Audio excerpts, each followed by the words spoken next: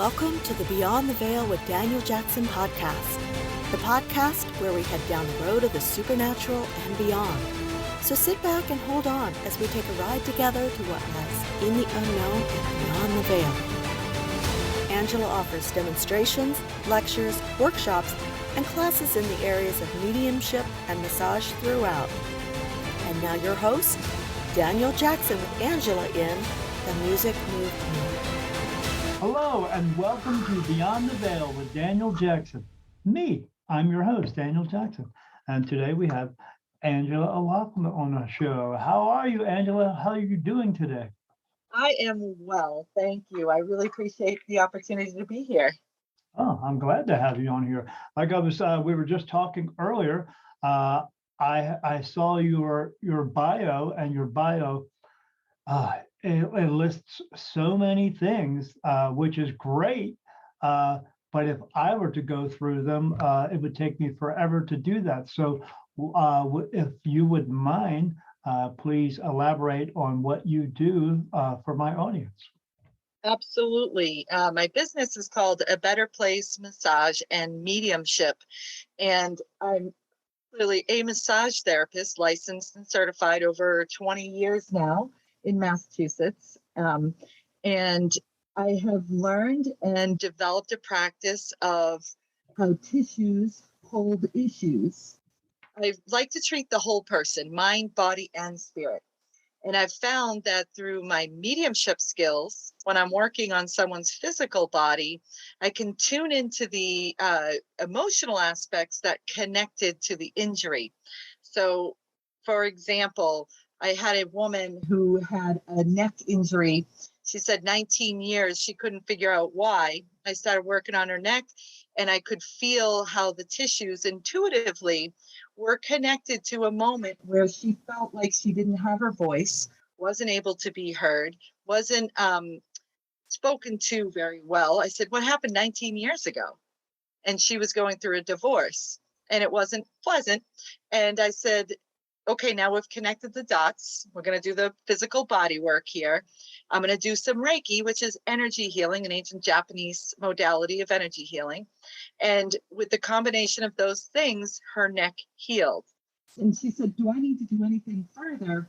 And I said, no, you did just by acknowledging it, just by willing to let it go, connecting the dots to it. So I do Reiki energy healing. I'm also a teacher of that.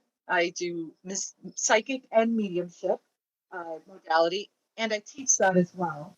And I also, so on the mind level, I've studied with Matt Moss, who is, he talks about how emotionally we store things. And so the mind level of emotional connection to the body is where I have a different level of skill sets. I'm not a psychologist.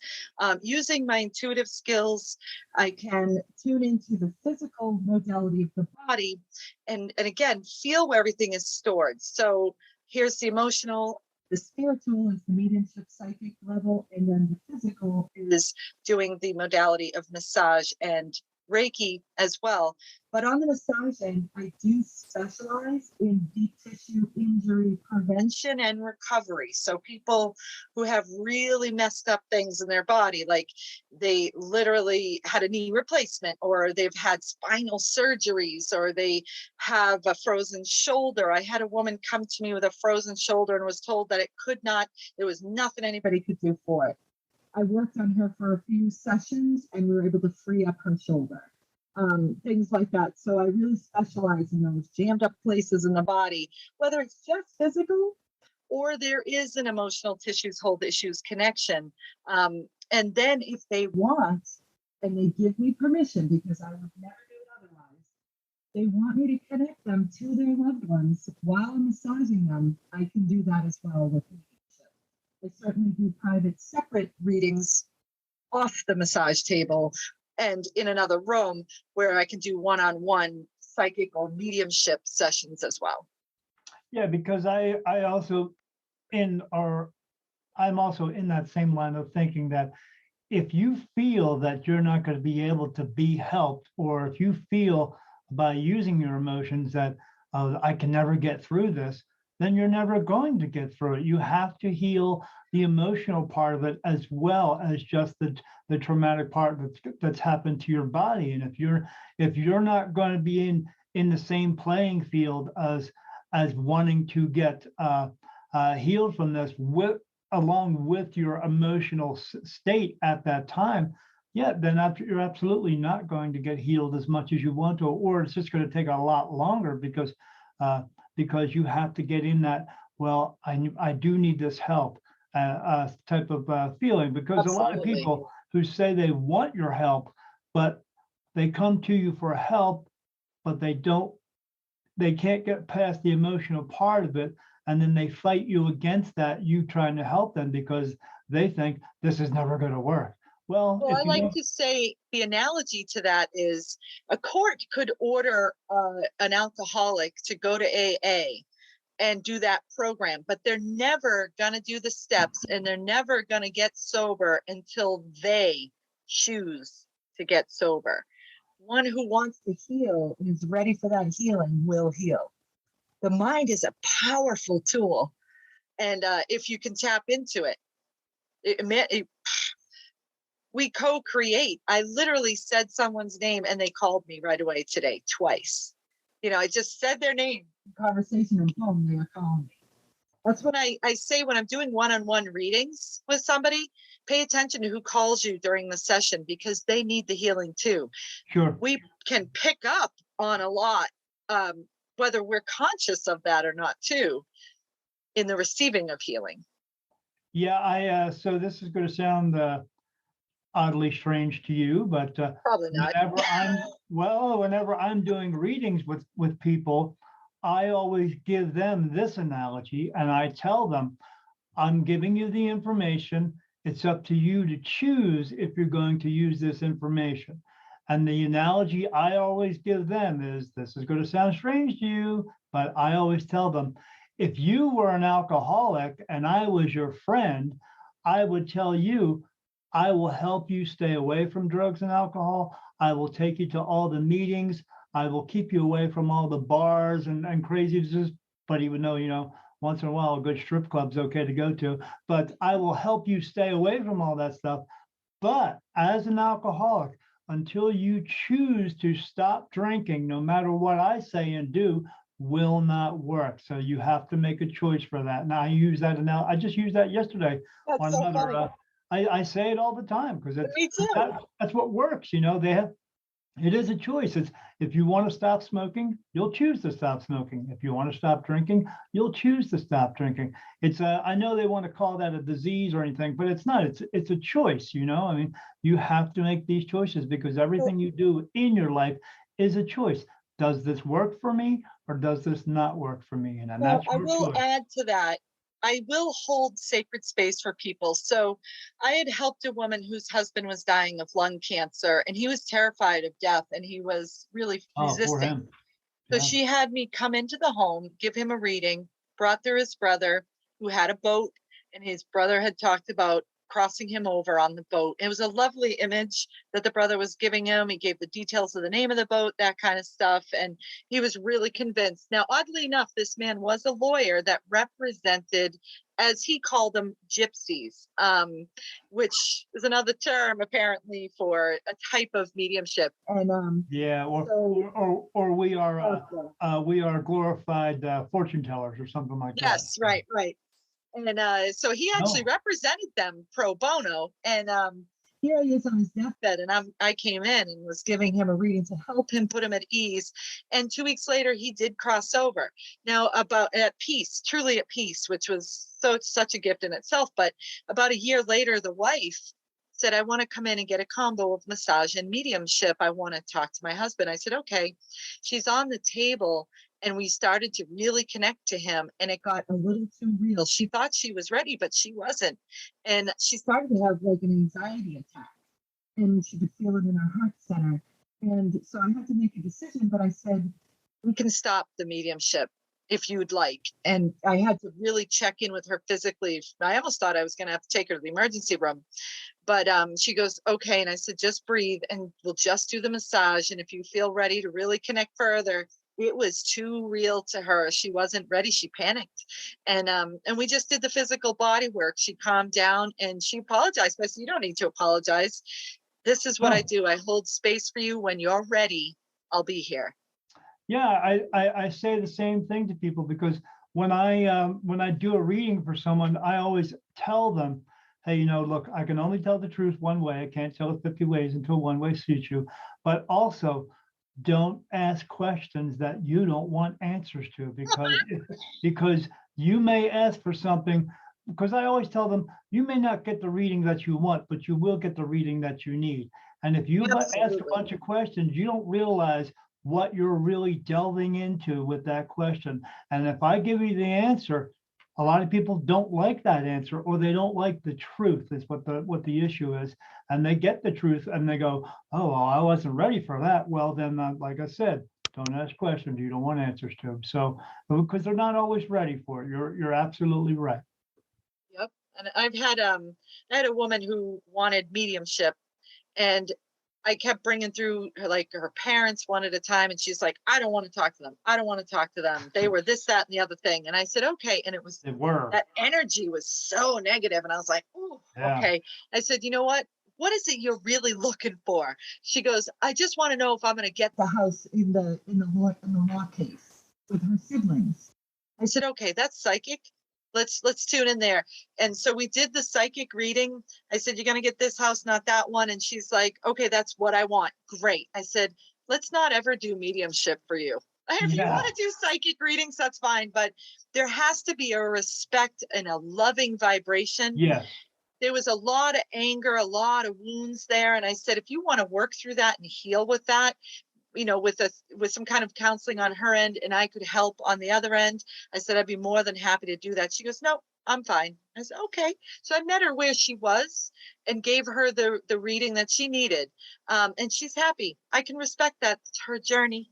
It's her Yeah, journey. yes, that's her path, that's her choosing. Yeah, I mean, yeah. I always tell them when all these things that you hold on to here, all these egotistical things and all this anger and stuff like that. And oh, well, because I always ask, is my mom and dad, when they're crossed over, are they mad at me or anything? No, they don't hold on to that stuff like we Yeah, hold on they to it let here. that go. Yeah, and if you do want to cross over, in order for you to cross over, you got to let go of all your pain, anger, sorrow, grief, and guilt and anguish and all that stuff because you can Absolutely. go back to being a beautiful white light loving soul as opposed to the ones who don't cross over, who remain here as earthbound spirits. Not that they're all horrible people, they just made a choice for themselves, but they still hold on to their pain, anger, sorrow, grief, and guilt. They just do. I want to give you an example of something like that. I had multiple people coming to me over a variable time, like a couple of weeks. They were all family members, but I only get first names. People don't give me last names, and that's intentional because I want them to Me know too. Me too. I don't have time to Google that shit. And I want to keep in my authenticity. I don't want to Yeah. know anything. So all these family members were coming to me. They wanted to hear from one person, but they were hearing from a grandmother who was saying, you need to pray for him. He's in what I call, totally 80s child, the flux capacitor. He wasn't in heaven. He wasn't in hell. He was like sort of in his own little flux capacitor in Yeah. between as it turns out, the grandmother was saying, you need to pray for him. Now, I call that a call to action. Pray for him. Tell him he's worthy. Tell him he's loved. He needs to go into the light. Let Yeah. that shit go. Right. Yeah. So finally, this young man, and he was in his 40s, came to me. I call them the sitter. So my sitter, the person I was reading with, came and sat, and in came his loved one in the spirit world. And he was also a man in his 40s. And as it turns out, the evidence he gave me, just to give an example, he said he was a brother, but he wasn't a brother. Now, you had mentioned earlier, you just give what you get. You don't sugarcoat it. It's got to be the truth. That's it. You don't change it. It's what they're telling you. So Yep. he says he's a brother, but he's not a brother. What the hell does that mean? And I go, what does that mean? He goes, just tell him. I said, okay, he's a brother, know. but not a brother. You He'll understand that? know. He said, yeah. I go, how many kids are in your family? And he goes, 6 and 9. I said, well, God bless your mother. You clearly didn't have 69 children, so which is it? And he said, just tell him. I said, all right. He says he's of 6 and of 9 children. So I said, you understand? He said, yes. Now, the whole thing about this man, he was now in the light. He could communicate with me directly. It wasn't the grandmother. He had accidentally overdosed. And that's what all of them wanted to know. They wanted to know that this man didn't intentionally die that day. Yeah, That they is want what some everybody clarity. wanted to know. Right. So he had heard the call to action. He said, this man sitting in front of me had heard the call to action. He, in my mind's eye, showed me a cell phone. I'll just go like this, showed me a cell phone, and in it was a Catholic prayer. And I said, so you said this prayer every minute of every day to help this man cross over and know that he's loved. And I want you to know you were the catalyst to that. This man was now sobbing, and good sobbing, though. And he whips out his cell phone and he shows the Catholic prayer to me. And he's like, I go, can you explain this to me now that we were done and wrapped up? There were messages to the individual family members as well that this spirit had said. But the meat and potatoes, he said he was a brother, but not a brother, because 9 children were in the family. 6 were adopted. And both of these men, the one in spirit and one sitting in the chair, were adopted. So that's why Right. they were brothers, but not brothers. Right. 6 and 9 Yeah, but children.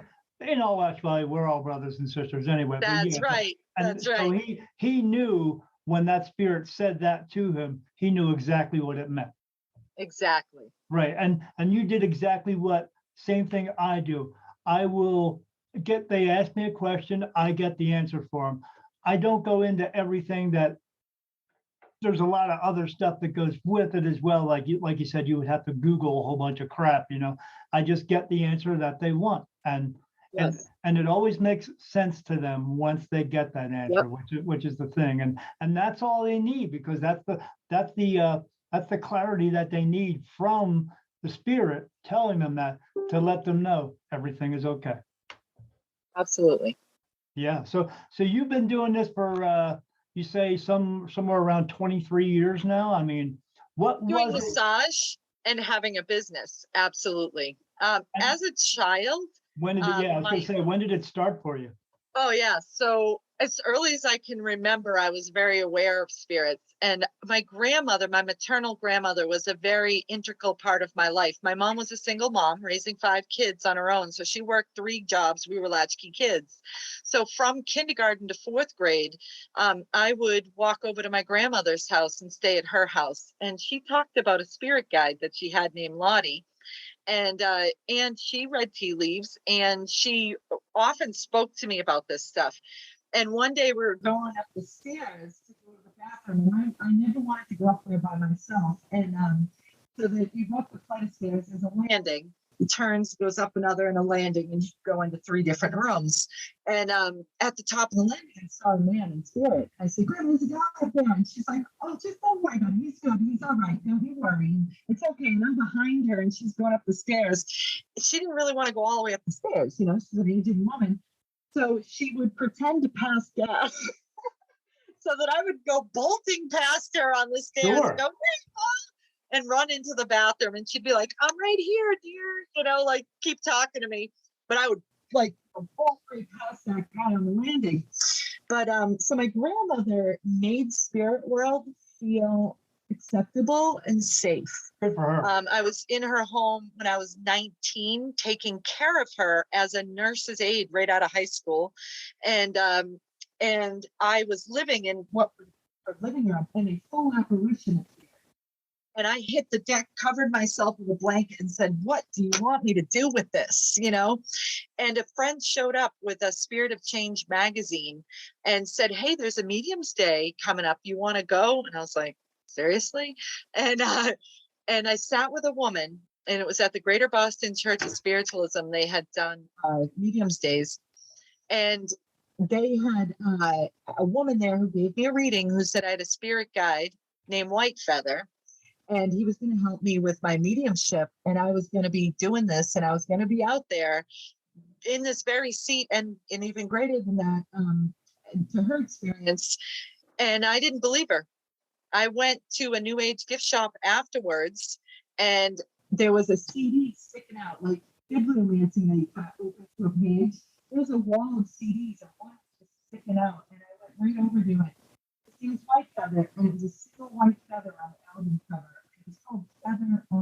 of God by Aaron Jacobson. And I just kind of like froze at that. Yeah, That here's night your I went sign. oh yeah, I see white feathers all the time. I went to meet a girlfriend who's now a girlfriend, but I didn't know her at the time. She works as I believe she works in like the mental health field. We were collaborating, and I went to go meet her at Starbucks. And as I approached her table, and there are no birds inside the store, a single white feather drifted down from the ceiling and landed on the table between us. And we both looked at each other like, I go, oh my God, my spirit guide is here. And she goes, you have white feather too? So it's like, so white feather has become, since that time, meeting that woman at that spiritualist church, I, developed my mediumship to really be greater in an understanding aspect, not just for myself, but to be able to help other people. Sure. And then I, in my mediumship, massage career, it all kind of just morphed in. I've been doing my career in business over 23 years, but I've been with them since I was little. And my mom actually had a near-death experience when I was 6 and met Jesus. He told me all about it. Well, it was a faceless man shrouded like Jesus. That's how she. Yeah, I'm getting a yes. No, she met Jesus. Yeah, and he said, it's your time, Frida. And she described what it looked like: tunnel of light, faces of loved ones greeting her. She emerged into this absolutely brilliant Technicolor green lush land. And then this faceless man approached her and said, it's your time. And she said, absolutely not. Who's going to take care of my 5 babies? Sure as hell not their father. And Right. and so he's like, I'm sorry. She argued with, I go, Mom, you did not argue with Jesus. And she's like, I most certainly did. And he disappeared and reappeared and said, you're right, Frida, and reached out to her to touch like her head. And next thing you know, she was being paddled in the ER. She had actually had food poisoning from the cafeteria at the hospital that she worked at. Ugh. And from somebody not washing their hands. And she died for like a minute and a half, and they revived her. I was 6 years old. Thank God for that they brought her back. But it really instilled something in her. Like there is something greater, than this. Oh, absolutely. Yeah. And when people do have these experiences, you're actually having the experience to have a message brought to you at that moment. And so you can say, hey, and come back and tell everybody this message, and to let everybody know that you don't need to be in fear of death whatsoever. We just need to understand it a little bit better. But the reason we just don't is because we haven't been taught to, because we've been taught to fear death instead. So that's why everyone does. But what's this? I read on part of your bio. It said something about something called Hawaiian Lomi Lomi. Lomi Lomi is a modality of massage. It's awesome. So it's usually a minimum of a 2-hour session. In Hawaii, let's get a load of this. I'm not in Hawaii, but in Hawaii, they have the table out on the beach, and you are naked on a vinyl table. Oh, I don't know about that. Slathered in oil. Yeah, but they don't have the same laws that we do here in Massachusetts, and they don't have they're not so hung up on the body and its exposure. Like, it's a beautiful sacred thing, and in here, we have a different view. So in here, I have to put linens on the table. You have to be draped. So what I do is, you are without clothing. So say you're prone, and so you're laying face down on a table. I uncover half of your body, and I tuck the linen in your inner thigh and around your shoulder, so nothing, all your peri or privates are covered. And I start at your feet. I always say, like, Swedish is very compartmentalized. We'll undrape a leg, massage the leg, drape the leg, go to the next leg, undrape it. Yeah. So it's very compartmentalized. Lomi Lomi connects everything, head to toe, front to back, side to side. And the energy of that flow is amazing. So everything's named after animals too, which is so cool. The strokes that you do. So I start at the foot, for example, and I do both arms and snake up the whole body, hence it's named the snake. And I go to fingertips all the way up one side. So now you've connected the foot, the whole back of the body, right? Now say you're supine, you're face up, and I've undraped one leg, your whole core of your body is covered, right? I'll take both hands, go up one leg, one hand hooks on the inner thigh and stays there. The other one goes around the outer hip. My arm, covered in oil, goes right up under your back, all the way to the opposite shoulder. So now I've connected side to side, the front of the leg to the back of the body. And then I come back and massage underneath your back, connect up at the hip and at the thigh, and then come all the way down to the foot. And while I'm working, there is this kind of movement in my whole body, like I'm doing a little Hawaiian dance. Like, I was just going to say that. It looks like you're doing a Hawaiian dance, but you're massaging at the same time. The energy that people feel from that is intense. And so it's a good 2-hour massage. And it can be as deep as needed. I can take time to work specific spots out that have a lot more tension. There are strokes that are called the butterfly. So I come down, you're laying face down on the table, and I'm at your head of the table. Both arms come down your spine, go up over your hips. My elbows are up at your shoulder, and I'm coming up the whole side, going up your shoulders and all the way back down. It's awesome. And so if I had a masseuse that looked like you, I'd lay on a table naked. Hell yeah. I'm just saying. Yeah, I've never experienced any like this Hawaiian lomi. I have had the Hawaiian disease, which is called Lakanuki, but there's only one cure for that. It's called Wanakamana, but that's different.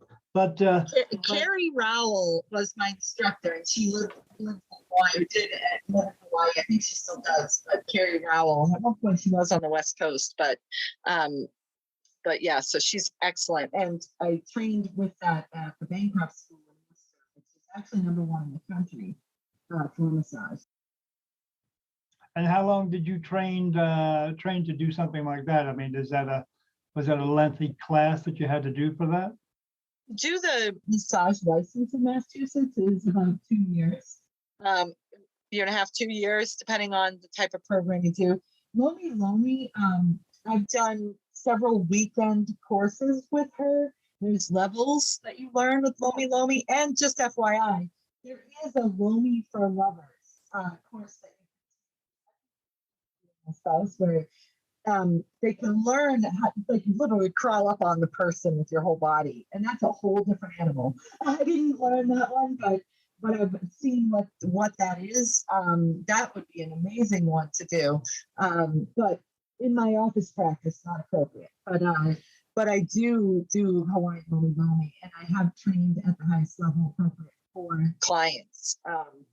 But the Lomi for Lovers privately, you can train to do that, and she really advocates for it. So Carrie Rowell. Yeah, I mean, like I said, again, if my massage therapist look like you can climb up all over me all the time. I'm just saying. But so what else do you do just besides? So I also saw that you do also foot therapy as well. Reflexology, yep. Hot stones, Swedish, deep tissue is my specialty.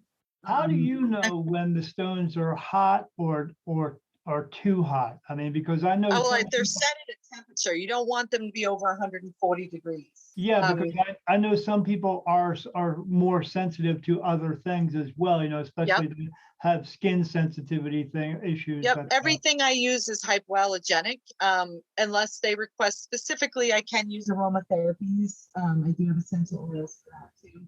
I do have things that like freeze type things, so like BioFreeze, cooling gels. Sure. I have.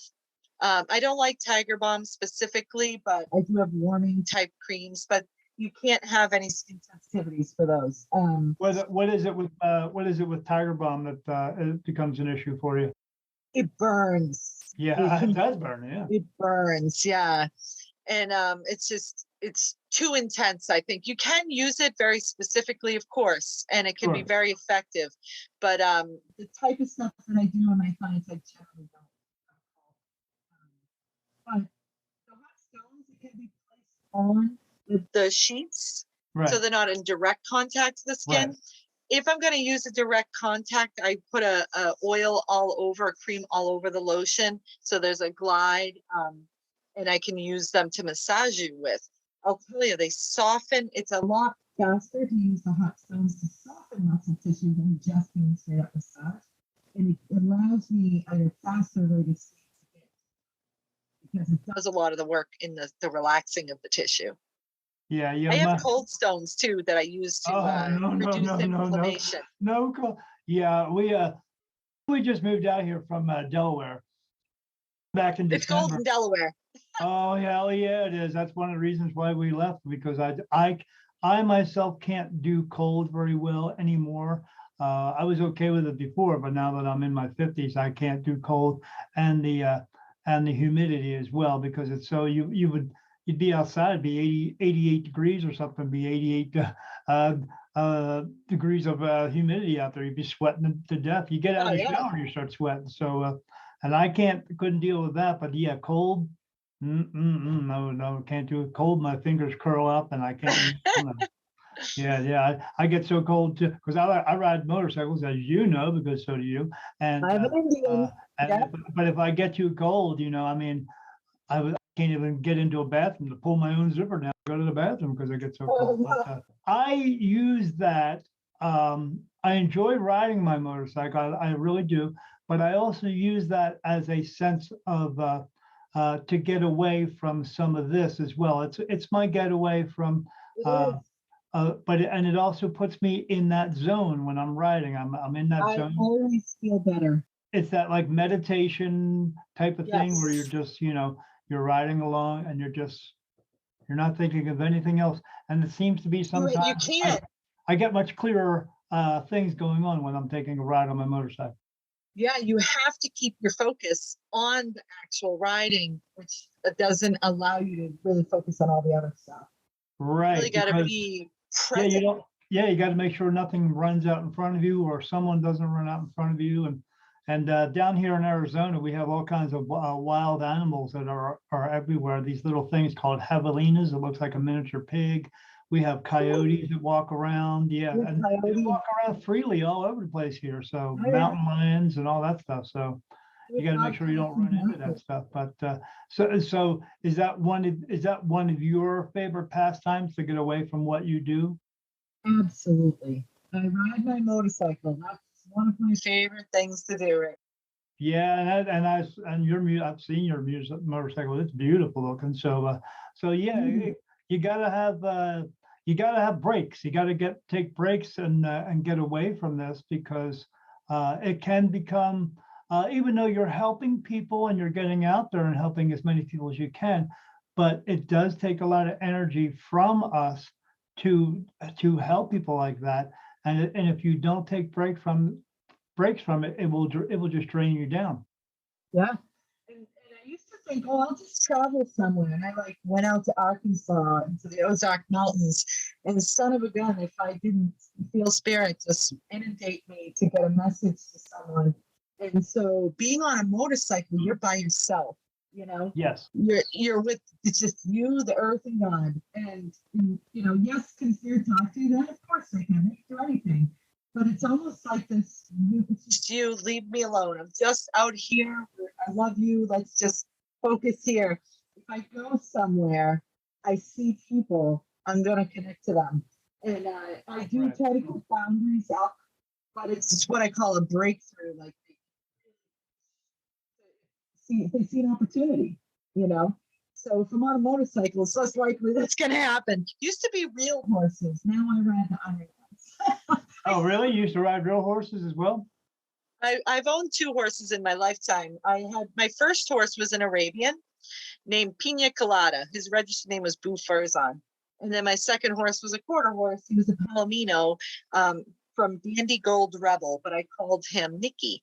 And so I graduated from my horses, because there's a lot of time and maintenance involved in care for a horse.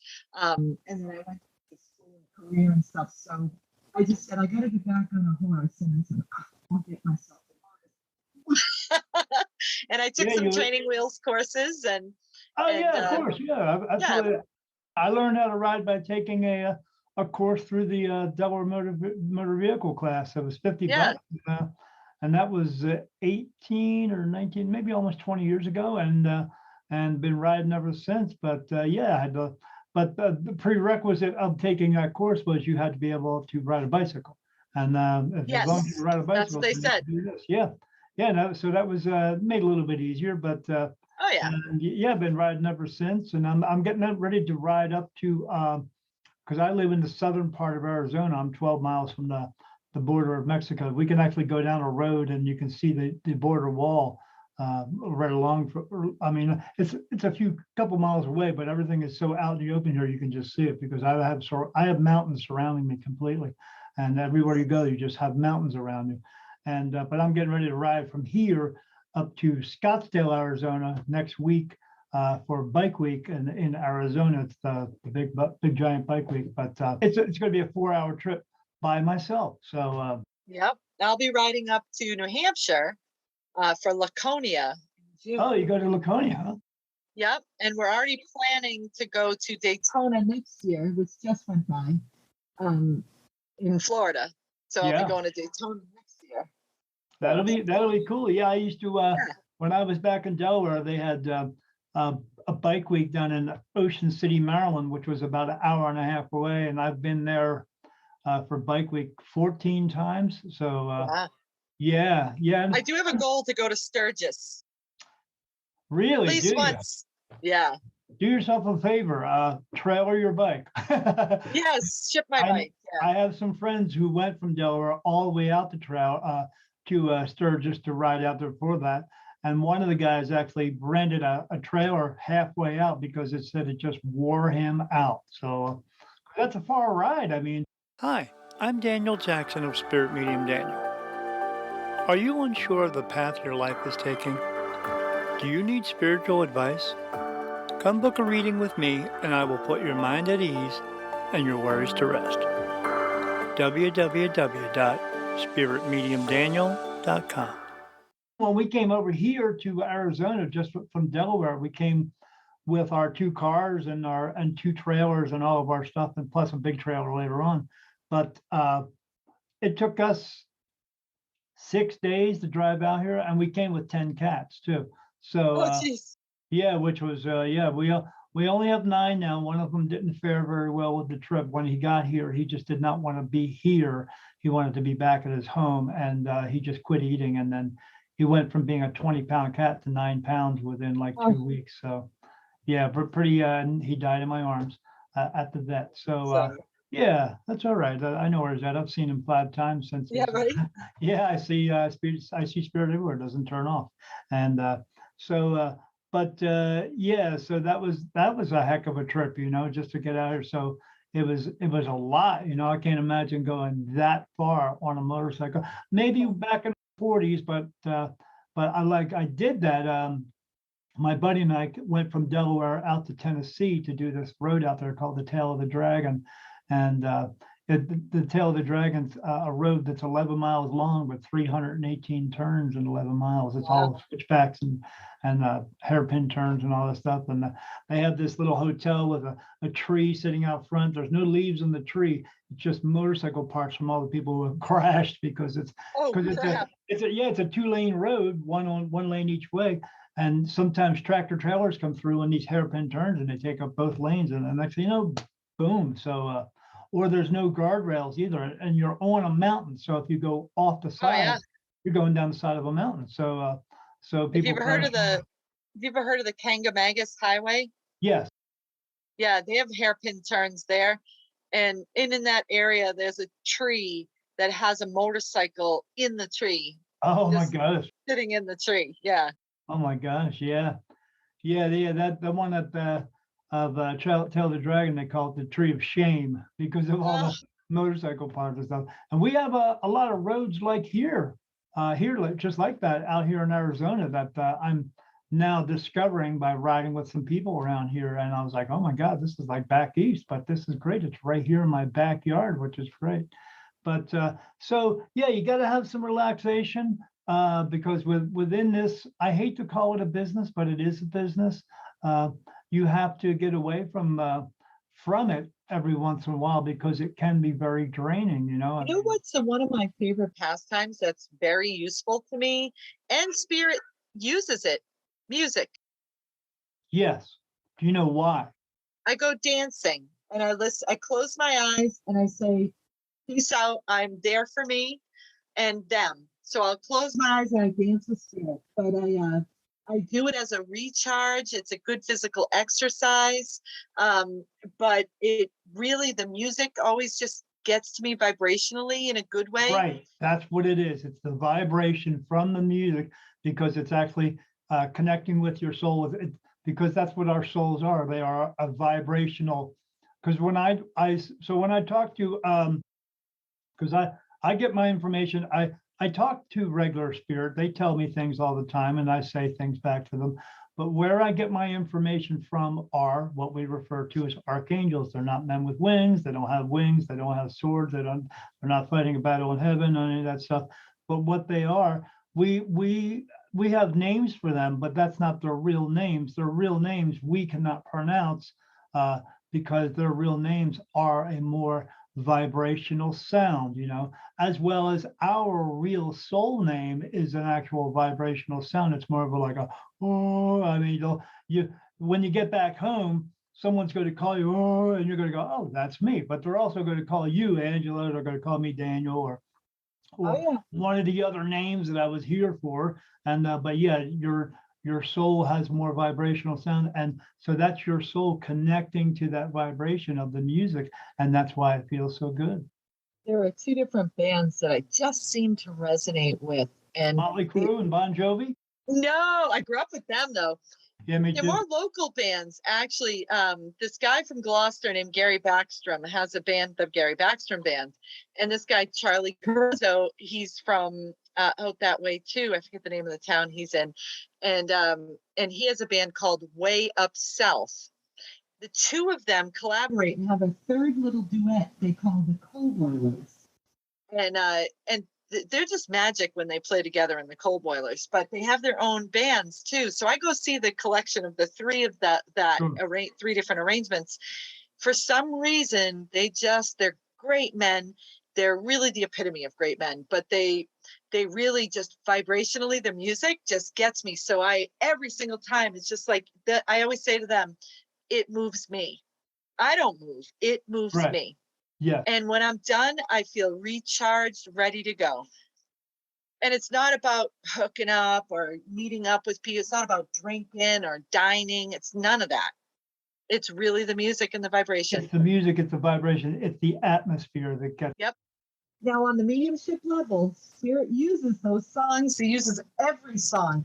Like if I'm doing a reading and they're trying to get through to somebody, the sentence, you know, that they need to get up, stand up for you, right? I was just singing that like a week ago.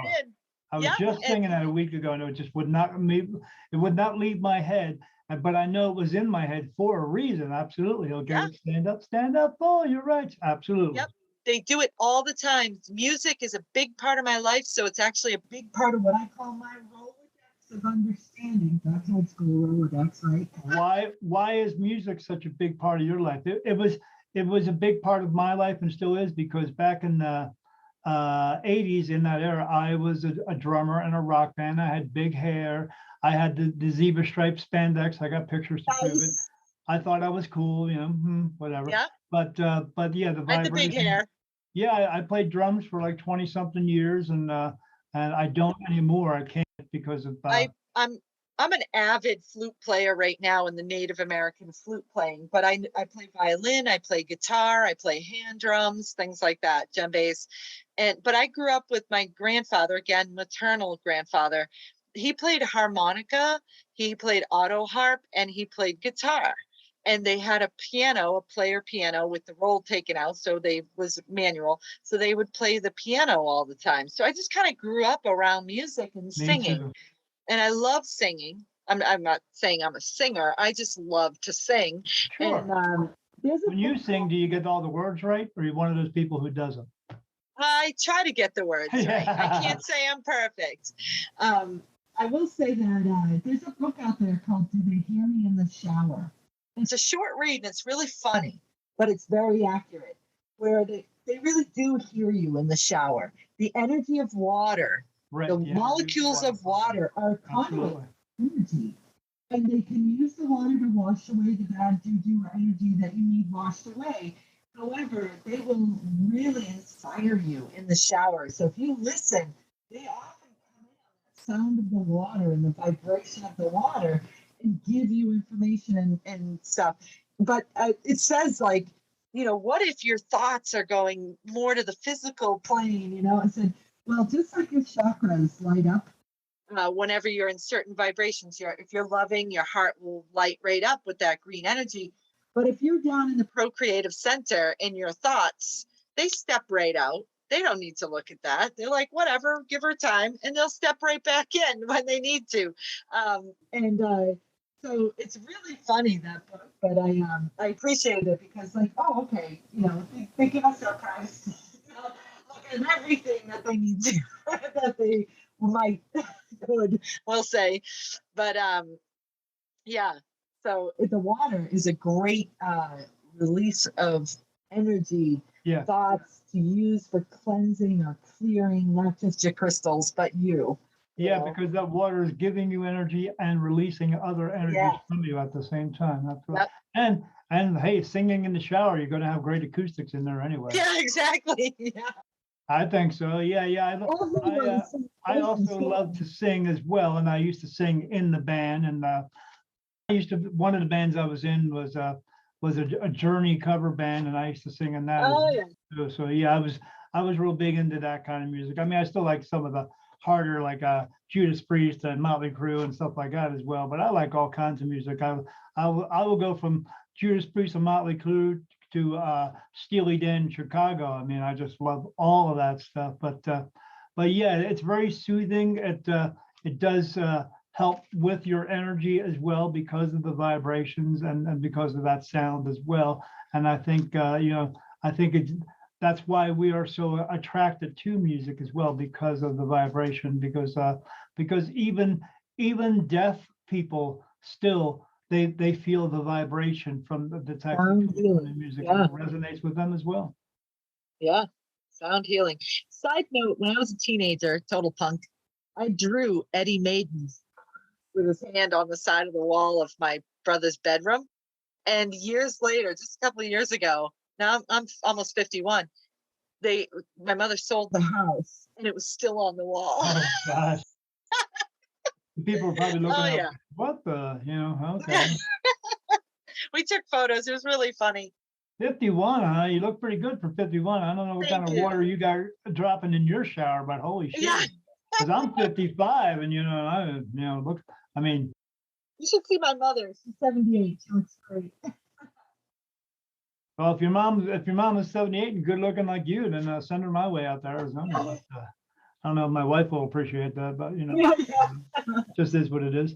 But yeah, music. I try to tell that. So when we were still back living in Delaware, so when I would do meditation for me would take a long time. I would say the word empty in my mind, maybe, or out loud like 10 times, and then in my mind 10 times to clear my mind out from everything around me.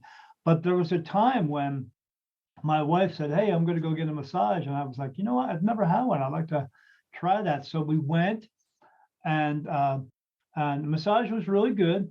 But what happened was I laid down on the bed, and then she came in and she turned on some music. It was meditation music. It was binaural beats, because I can't meditate with a guided meditation because I'm 55 years old and just can't picture myself climbing up a freaking tree. I just can't see it. So yeah, but she put on this binaural beats. And when she did, Angela, as soon as she turned it on, I closed my eyes. I was in. I mean, literally saw everything that I normally see when I saw my archangel's eyes right in front of me, and I was like, "Oh my God!" Because when I'm in meditation, I don't have to be so in meditative state that I can't talk. I can actually talk and be still completely coherent, talk to them out loud or in my mind and still get the same response all the time. And when I saw them right in front of me like that, I was like, so I opened my eyes. I said to her, "What is that music you're playing?" She said, "Oh, it's just binaural beats. It's I get something I get off the YouTube." And I was like, "Holy crap!" So now when I do meditate, I go in my room, turn out all the lights. So I have this little Bluetooth speaker that I hook up with my phone, and I play binaural beats. Found a good one that I like, that I resonate with, because I asked them and I said, "Is this a good one?" And they say yes, and I get a yes answer. And then I set that in the corner of the room, and that way the music just comes out and surrounds the whole room and then encompasses me in that vibration. And then within seconds, I'm in. I mean, so is there something with that? Like, what do you do when you meditate? Share with you. Like, I certainly do play the flute, and I face the north to honor spirit in the sacred hoop that I have in my yard. Right. And so that's one of the things that I'll do. I've tried to record when I'm sitting in that hoop, and I never can. Outside of it, I can. Right. But I have binaural beats. I was kind of laughing. There's an app on my phone. What's it called? Hold on. I think it's called calm.com. Hold on. Really? There is an app that I go to. Where is it? So many on here. Brainwaves. Brainwaves, huh? Yep. So it's Brainwaves. You can see the app, what it looks like right here. That one. Oh yeah. And there's binaural beats on that. So I will, and you can astral project isn't one of the things. They have all different ones, right? So I will put that on when I go lie down at night. And one of the times I did an astral projection one, and I literally recall being somewhere in Germany, and there were a bunch of people sitting there. Like, it took me right in, and I was somewhere in Germany. People were all sitting there. There was somebody who was a speaker. I honestly, because it was in German, didn't quite understand what was going on, but I felt like someone actually saw me standing there. And then I was like, oh, and boom, right back into the Right room. back out. Yeah. Yeah. And so binaural beats, though, that just takes me into a really deep state of meditation. Yep, me too. Inspiration there for sure. And there is one of them. There's several actually that are binaural beats. You can get different brainwave aspects too, that specific. Right. So it's very cool app. And some things you can buy, but there's a lot on there that are free. So, and there's a sleep aspect to it, and it helps you to sleep. And I will tell you, whenever I have a restlessness, like, say, for example, I'm going to do something that is causing a lot of anxiety the next day. Like, I got a public speaking event or something, and I'm anxious, right? And I turn it over and I'll say, I give it to God, if you will. So I'll be laying in bed restless, and I'll say, okay, archangels, please come in, stand at the four corners of my room or bed, and surround and protect me. Help me to sleep well and wake well rested. Thank you. And I go right to sleep every single time. And I wake up well rested every single time. One night I was in my 20s, and I because it stands out, I'll never forget it. I was laying in my bed, no reason or rhyme to why I felt unsafe. But because there's no reason that I should have felt unsafe. I was laying in bed. I was living alone in a place, the environment was safe to me. It was a little studio apartment. And I said, I got really scared, and I said, spirit guides, I don't know, please, angels, archangels, please, I don't know why I feel unsafe, right?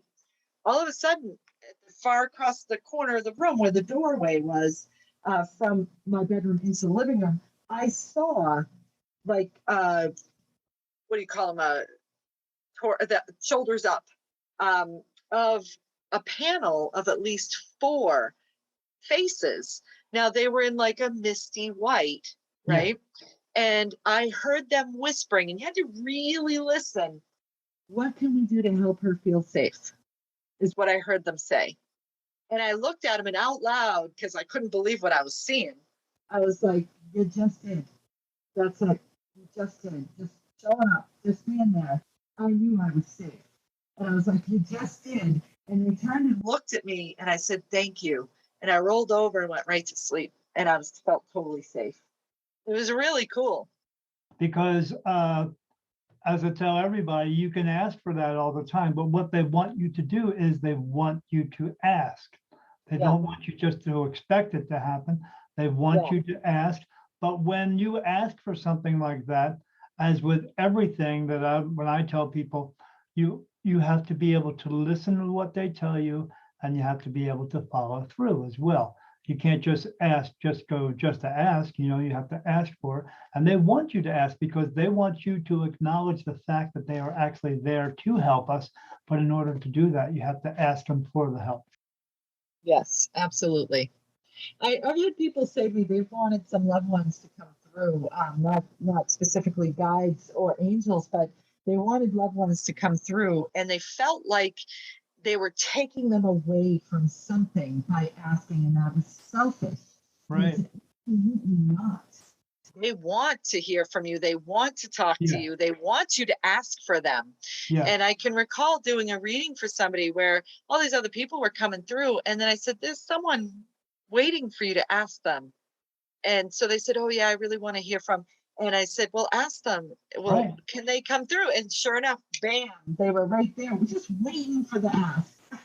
Yeah, that's the craziest thing, and I tell people that when I do readings for them. Hey, well, I want to talk to my mom and dad. Well, then talk to them. All you have to do is talk to them. You don't have to do it actually through me.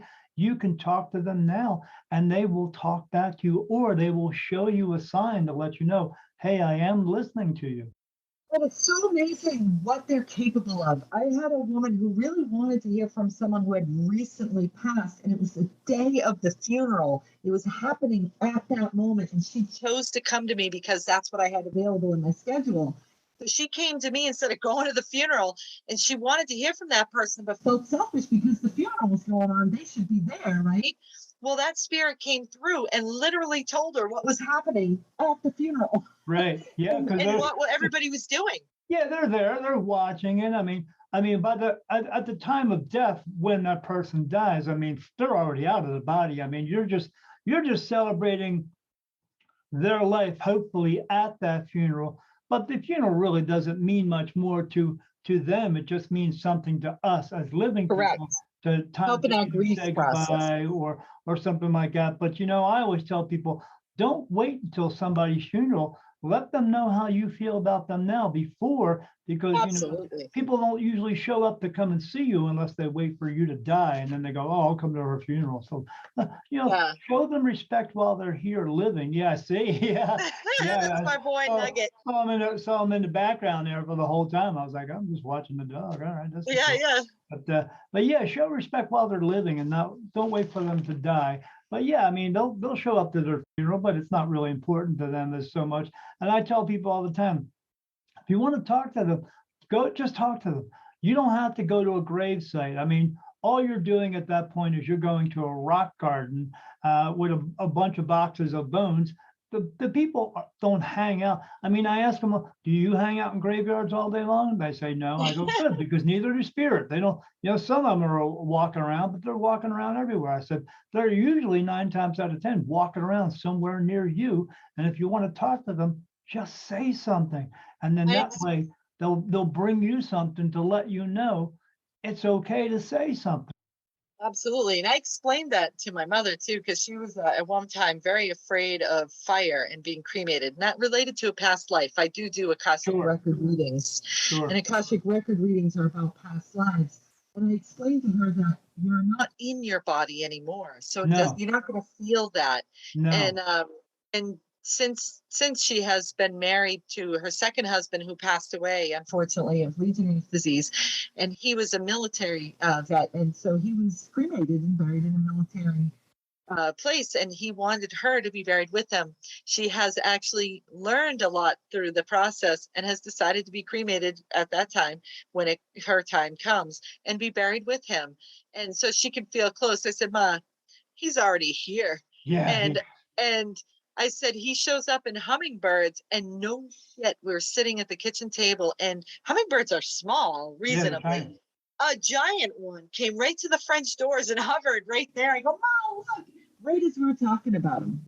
Yeah, because they're pure energy. They can manipulate things with physical energy as well.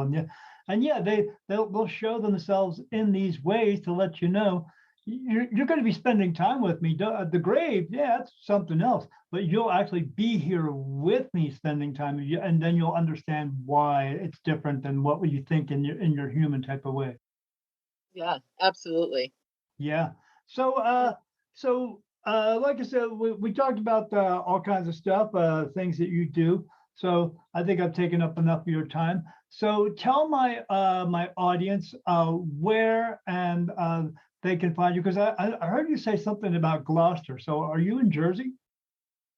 No, I'm in about 20 miles west of Boston, Massachusetts, in Oh, Natick, okay. a little town called Natick. You don't have Which, that Boston accent. What's going on? right? My mother's Canadian citizen, Oh, okay. born and So, raised in Nova Scotia. oh wait, when you said born, I was like, oh, there's the accent right there. Yeah. Yeah. Yeah. Did, So did, I did you kind of say have things a like little, wicked?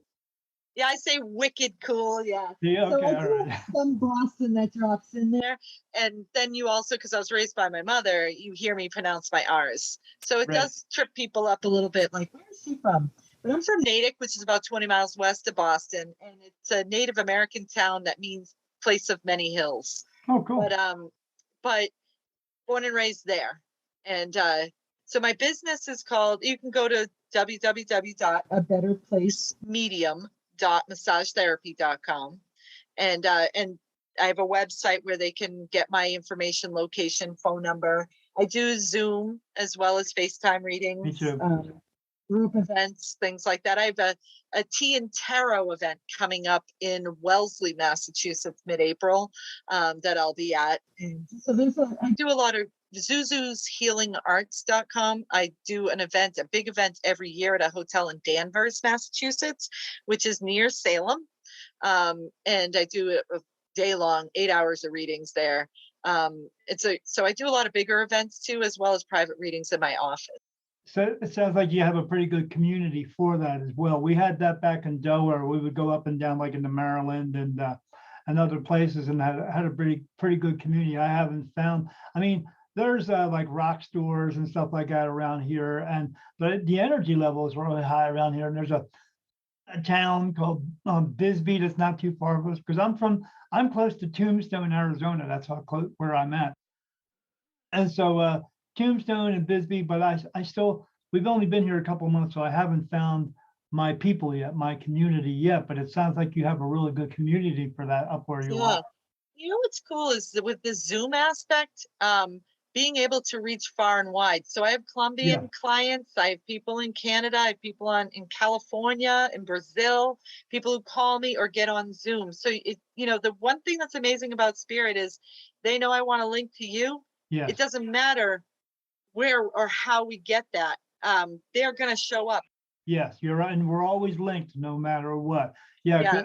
I didn't, in the very beginning for me, I didn't realize I could do these remote type readings for people. But now, since my abilities have progressed, all they have to do is make the intention to do a reading with me. And once they do that, I start getting messages right away, especially on the day of. I'll wake up and then I start getting stuff. And then as soon as they come in, I go, I love the ones that Spirit tends to bring people to me who are in need of awakening, that they have abilities as well, and they bring them to me. Whereas the last couple of events we did back in Delaware, I had people come up to me, and as soon as they sat in front of me, and I would just look at them, I go, so were you going to tell me you had an ability, or do you want me to actually express it to you that you have it? Like, oh my God, I can't believe you picked up on that. I said, well, of course I picked up on that. And they say, how did you pick up on that? I said, because you're sitting across from the fucking medium. How do you think I picked up on it? And because I'm very blunt, and yeah, so but I love that they bring them to me all the time, because because of that, because they need help, because again, with this business per se, what it is, but within this community, people who are just on the verge of waking up or being awoken are not too aware of everyone else around that is actually out there. You have to go out and find your people. And so I love it when they bring them to me, so that way I can help them trying to find the rest of their people, because they're just very unsure. They don't know how to reach out. Do you find that as well, doing with what you do? Absolutely. And there's a lot of synchronicities that will happen. I tend to get groups of people coming with Yeah. similar things at the same time. Yeah. Either all these women are coming to me because they are in domestic violence situations and they need to find the Underground Railroad, and I can connect them to that, or they they're all have shoulder issues, but it's linked to the same mental emotional thing. Sure. Or and on the spiritual end, mediumship wise, absolutely. So it's amazing all the synchronicities that take place. And I know you said earlier about how what you do. You said, I'm not a psychologist, but I think you're going to agree with me on this. When you're doing a reading for someone or with someone, even though you may not be a clinical psychologist, we all tend to be a little bit of a therapist to them. Absolutely. Because when you're doing a reading for them, then you're not only consulting with them about the reading and explaining what these answers actually mean, but then you're also bringing in your empathy for what they are going through, being part empath as well. And really trying to sacred, explain it. unconditional love and support. Yes, absolutely. Yeah, because we just need to. That's what we're here for. We're not just here to go, okay, yeah, you're gonna go to the racetrack tomorrow and win $50 and then just right. Yeah, no, it's you have healing. Yes, it's healing, because whether I'm doing a tea leaf reading, an Akashic record reading, I'm giving you a massage or doing Reiki, or or just I'm asked to do some inspirational speaking, all of it is healing. Right. It's all healing. It's all based around healing. And so we are more than just what some of these titles that we put together to describe us. It's hard to completely describe what we do, because we do so much. Like I said, with your bio, you do so much, but there's a lot of things that are not written in your bio, because it's something, it just becomes something more on a personal level with each and every person that you do. You do just a little bit of things, nuances that you bring in for each and every different person. One of the main things I hear repeatedly is, man, I got so much more than just a massage. Yeah. I'm like, yeah, you did. Because they didn't realize, because their intention was to just get a massage, but with what you do, they don't always realize how much more they're going to get, but they're not going to get it unless they actually come for the massage. Correct. Yep. Which is pretty awesome. Unless they surrender to that. Yeah. Yeah, absolutely. They have to surrender to it. They have to be able to be open to it in order to get it. Because like when I tell people about meditation, in order to get clear messages, you have to be free, have a clear mind, have a clear body, have a clear soul to receive clear messages. Absolutely. And that's a good point. You don't want to be on drugs and alcohol when you're the medium, but I also don't recommend being on it receiving the mediumship. Right. Absolutely. Because your vibration matters and you don't want to cloud it.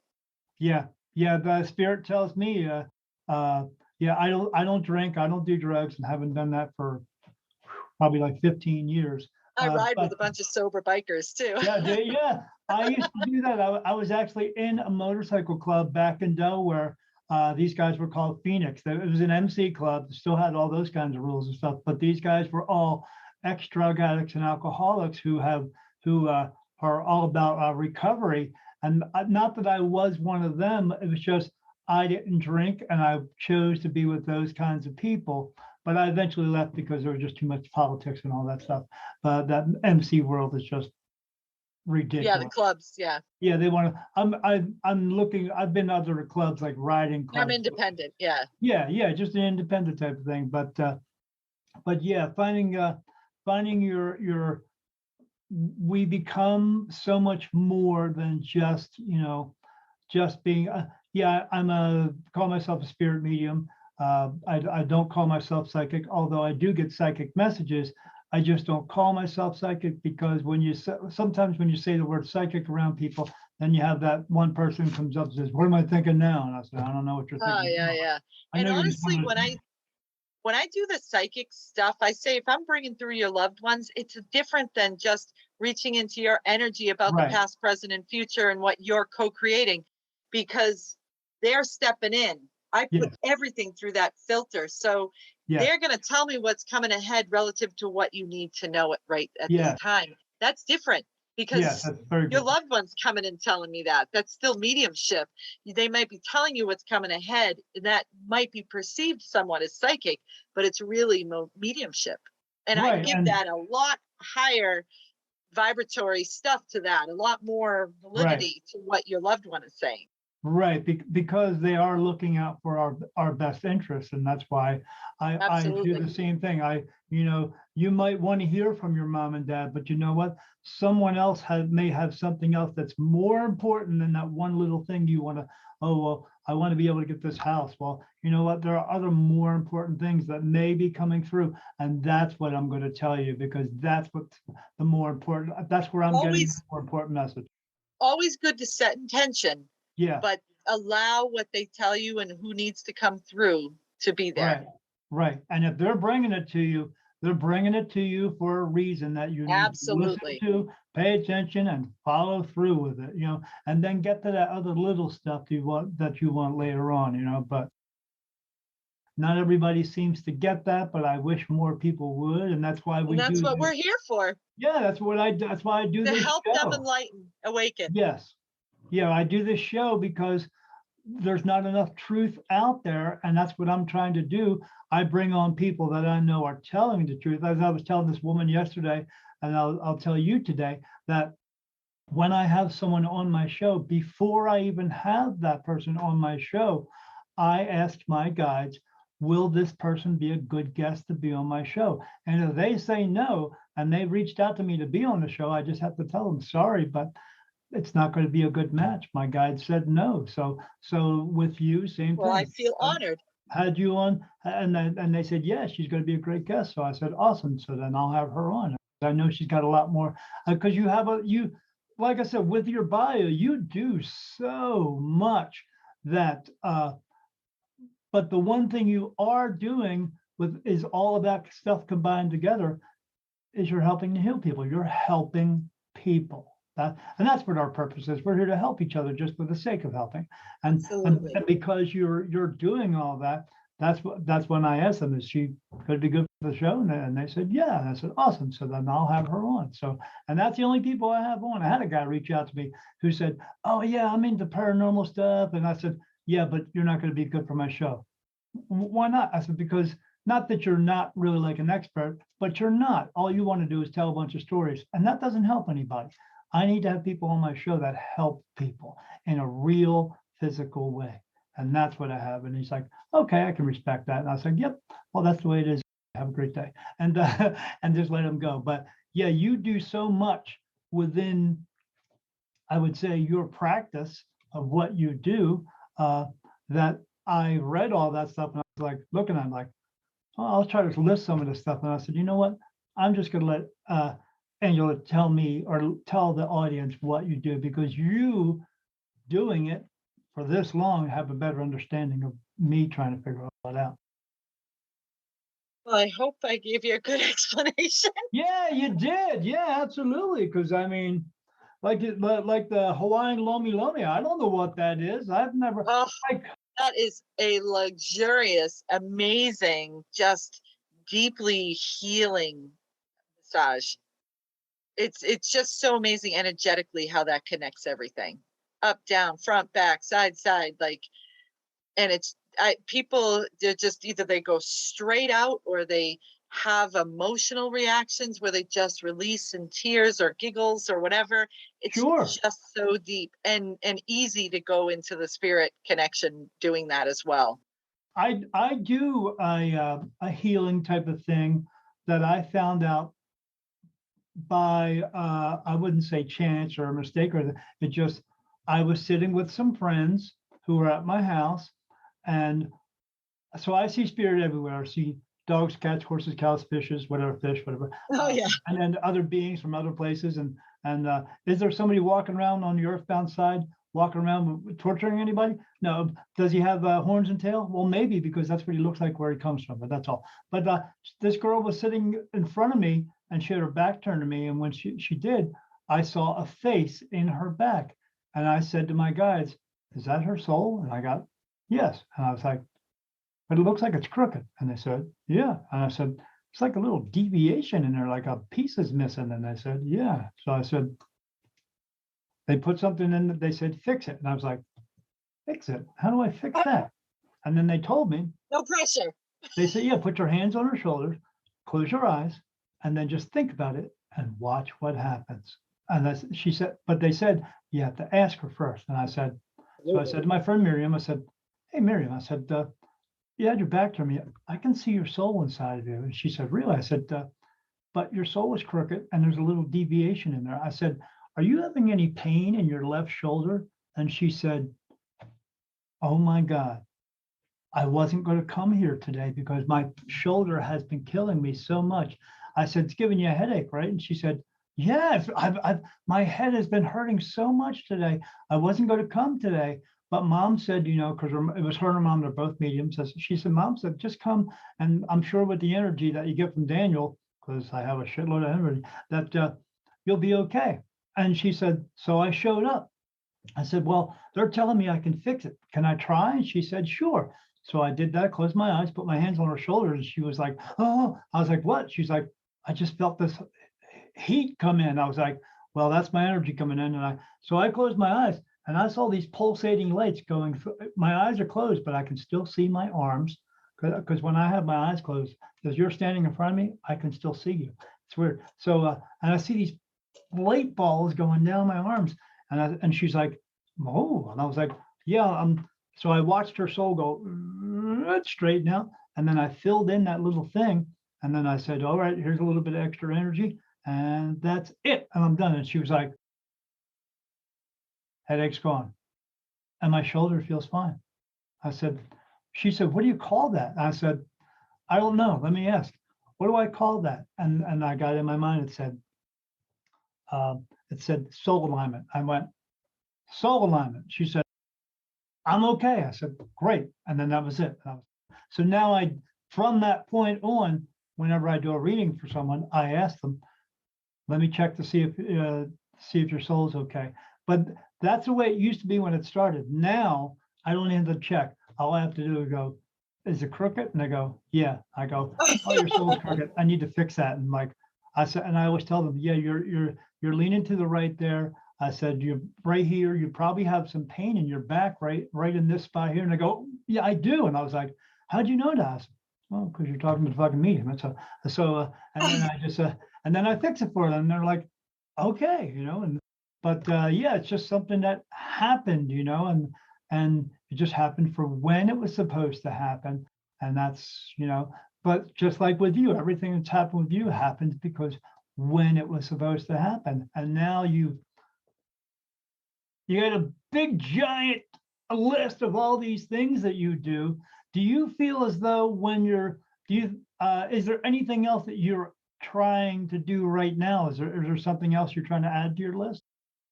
Well, I say I have a lot of tools in my toolbox. Yeah. No so I love to do public speaking, and one of the things that I'd like in public platform mediumship, I'd love to get more of that. And I'm writing a book, one about my life, and then another one about intention when we cook and how we put that energy into our food. So really geared toward the young chef. Sure. To educate the young chef on how to, and so, the writing and more platform mediumship. I am doing tea leaf readings a lot more now. I was just teaching a class.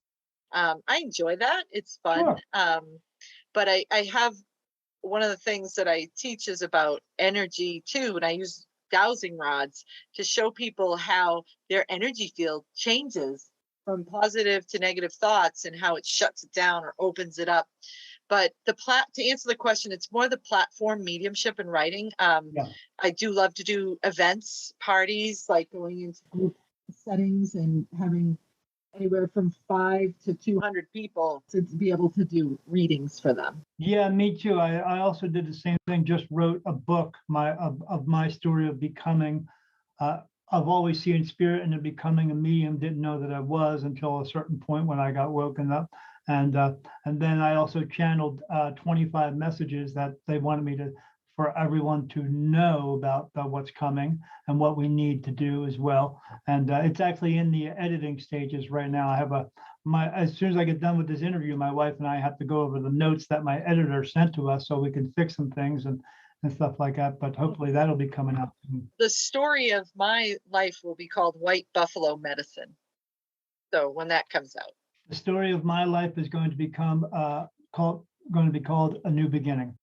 A New Beginning. Nice. Yeah, that's what well, that coincides with what's going to be coming down the line with us as a people, and with those Well, we're 25. going right back to the old ways of sentient, telepathic type Yes. communication, Yes, simplifying, less technology, more bartering, a simpler way of life. living off the land and Yes. letting and taking care of it. Yes, taking care of everyone around you. It'll be like maybe a bartering type thing where you give me this and I will be able to I've perform certainly it felt just for that you. coming. Yeah. That's what Yeah. even this COVID is shifting us into. Yes, we were. So I received a channeled message because the channel as well. I do a lot of things, and they told us 2.5 years prior to COVID coming that it was coming, a virus, and they told us about the first stock market crash that was involved with that. And but they and the money change. It's happening now as well.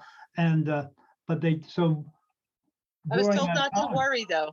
yeah, during that time, they told us how to prepare, and they told me how to tell other people to prepare. So my wife and I were doing that because we had enough toilet paper for 3 years before all that toilet paper was. So we had all this stuff. So we were telling people, and then when it actually came, we told them when it was good. We told people it's coming soon. Because we got another message in January. It's coming real soon. It came in February, and so we got like all these messages from people saying, "Hey, we're glad we listened to you. We were prepared. We have everything we need." And then I got other messages from people said, I wish I would have listened to you. I thought you were crazy." And I said, "I'm not crazy. Are you going to listen to me now?" Because we know what else is coming down the line, and we've been trying to tell people. We tell people who we feel as though can handle it, because Yeah. the spirit tells me, in order for the world to move forward, there needs to be less of us. And the ones who are going to go away, there's only one way to go away, is because those will be the lower negative energy people.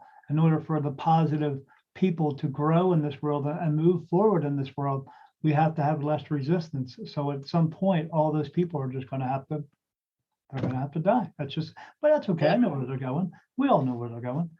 Hopefully they either cross over or they just remain here, whichever works for them. I But had a vision about leading a trail of horses and people riding horses down a mountain, and we were crossing a river on the horses, and to help them get to the other side of this river. yes, because they And need guidance.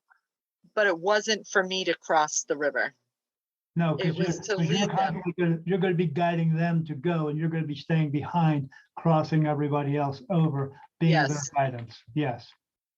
Same thing. They were showing depictions of me in my meditation. It always comes either in cartoon form or full on video of me, people coming to me, and I'm sitting on this chair, and they're all lined up. And the one thing I saw was nobody had a phone. Nobody. And they were all standing there and coming up to me and asking me questions, and I would give them answers.